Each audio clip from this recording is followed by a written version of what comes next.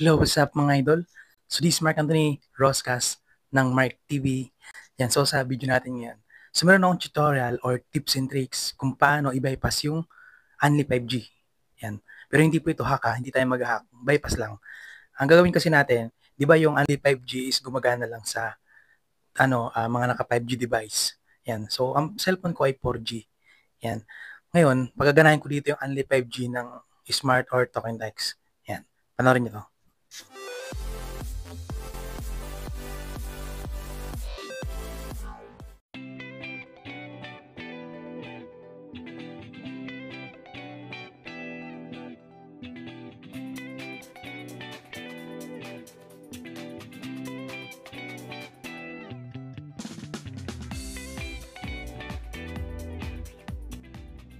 So yan, inuulit ko.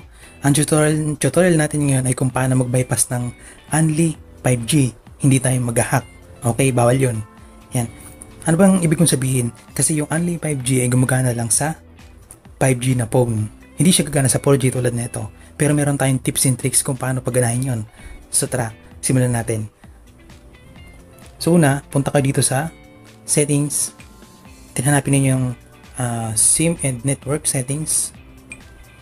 Then, i-click nyo yung SIM card na luludan nyo. So, ito, Token Text. So, naloadan ko na to ng regular load. So, ang gagawin natin dito, scroll pataas. Hanapin natin yung APN.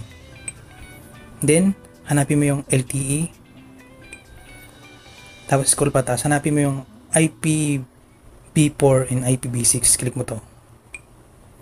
Then, click mo yung IPv6. IPv4 ay IPv6 natin. Ayan. So, nakita nyo, naka IPv6 na po yung mga APN protocol nila. Okay. So, save na natin. Okay. So, yan. After nating save, so labas na tayo dyan. Punta tayo sa mismong Smart App. Smart App. Then, pag nakapasok kayo dyan, yan. So, scroll ko lang sa kabila kasi dalawa ang naka-register ko number dito. So, ito yung may regular load na no expiry, yung may ano tawag dito?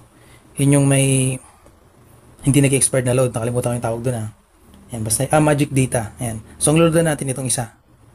Itong may balance na 180. So, ito yung number niya. Okay.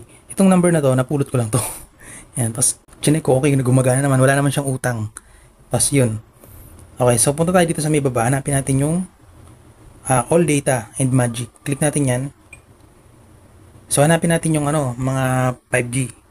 Mga 5G net dito. Ito, flash sale. Only 5G with non-stop data. Yan. So, yan. Pipili natin.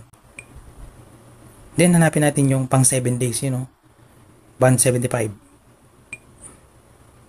Then, subscribe. Double check natin. Subscribe. Kasi 180 nakalagay. Yun.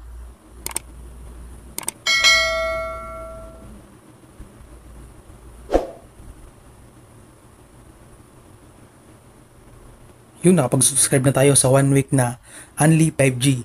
Kaya lang is 4G lang yung cellphone natin. Pero dahil sinetap natin kanina dun sa kung tawagin ay APN, access point name, ginawa nating IPv6 yung IPv4, so makapag-access na tayo sa 5G. So magpalit na tayo ng SIM card. Ayan. So naka-go mo ako ngayon. Gawin ko siyang Token Text. Ayan, Token Text. Yan yung mismo number. So, check nga natin kung meron siyang data. Yan. Scroll. YouTube. Yun, YouTube. Pakita ko na sa inyo yung password ko. Yan gumana yung Only 5G sa 4G device. Yan. Kaya kayong mga gustong magkaroon ng 5G sa mga smart or token text or di kaya saan, so mag-load na kayo. Tapos gawin nyo na lang to. Huwag na kayong mag-alangan na 4G lang ang SIM card ninyo kasi pag natutunan nyo itong technique na tinuro ko, matik, gagana na sa inyo pang 5G na promo. So yun lang. So, check natin sa Facebook. Yun gumagana Ano pa ba? TikTok.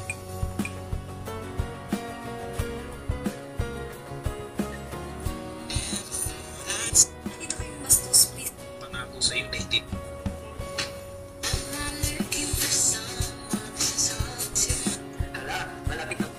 Ayos. Yan, di ka nalugi. 175 pesos, 1 week na only 5G ka na. Pero 4G lang yung cellphone mo. Wala siyang halo wala siyang sabing may 4G na pang data, wala. Purong 5G lang talaga yun. Nakita nyo naman sa video, di ba? So yun lang. Hanggang dito na lang, this Mark, and see you on my next video. Peace.